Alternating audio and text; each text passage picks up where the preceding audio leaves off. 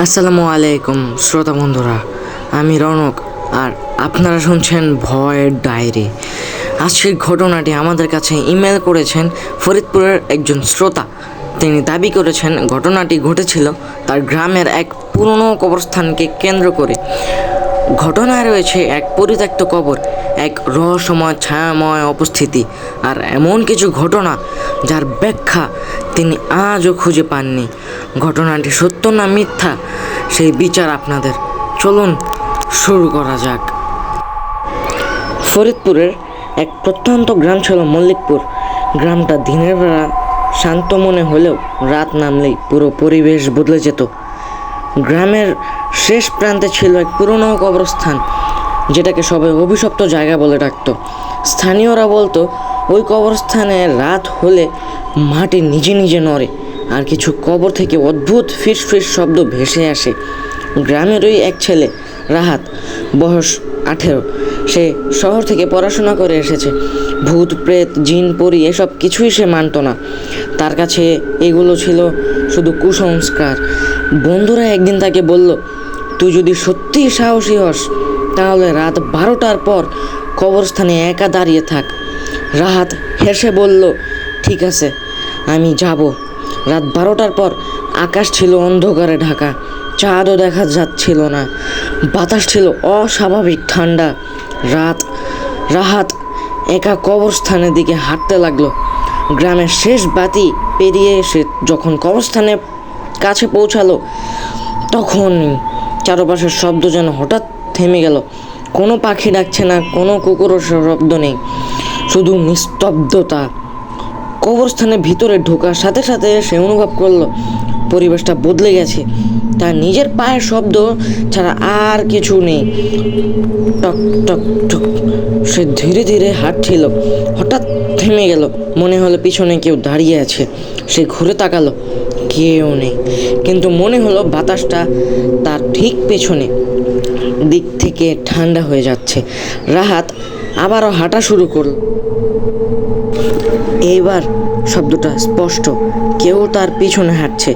ঠিক তার ওই গতিতে সে দ্রুত হাঁটলো।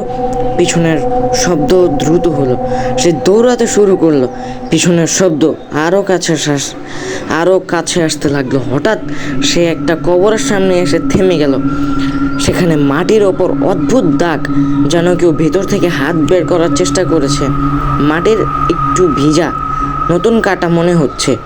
ঠিক তখনই মাটির নিচ থেকে খুব নিচু গলায় একটা শব্দ ভেসে এলো, তুই এখানে কেন এসেছিস?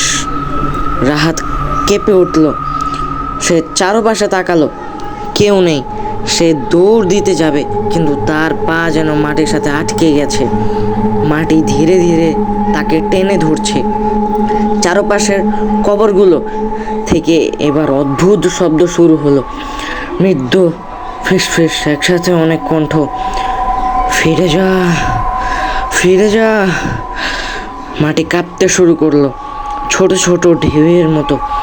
ঠিক তখনই দূরে একটা ছায়া দেখা গেল, লম্বা পাতলা মুখহীন। সে ধীরে ধীরে এগিয়ে আসছিল। রাহাত চিৎকার করতে চাইল, কিন্তু গলা থেকে কোনো শব্দ বের হলো না। ছায়াটা তার সামনে এসে দাঁড়ালো, তারপর খুব নিচু গলায় বলল, তুই ভুল জায়গায় এসেছিস। রাহাতের চারপাশ অন্ধকার হয়ে যেতে লাগলো। মাটি তার পায়ের নিচে ফেটে যাচ্ছে। ভিতর থেকে যেন কিছু তাকে টানছে। ফিস শব্দ এখন চিৎকারে পরিণত। থাকতে দে, থাকতে দে, থাকতে দে। হঠাৎ মাটি ফেটে গেল। রাহাত নিচের দিকে পড়ে যেতে লাগলো। চারপাশে শুধু অন্ধকার আর অসংখ্য কণ্ঠের শব্দ। ধীরে ধীরে সব থেমে গেল।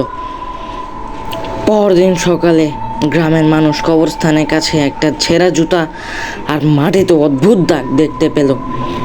রাহাতকে আর কখনোই খুঁজে পাওয়া গেল না, কিন্তু গ্রামের লোকেরা আজও বলে রাত হলে কবরস্থানের ভিতর থেকে একটা কণ্ঠ শোনা যায়, তুই এখানে কেন এসেছিস? দ্বিতীয় পর্বে আরও ভয়ঙ্কর কিছু ঘটেছে। তা দেখার জন্য চ্যানেলটি সাবস্ক্রাইব লাইক দিয়ে রাখুন।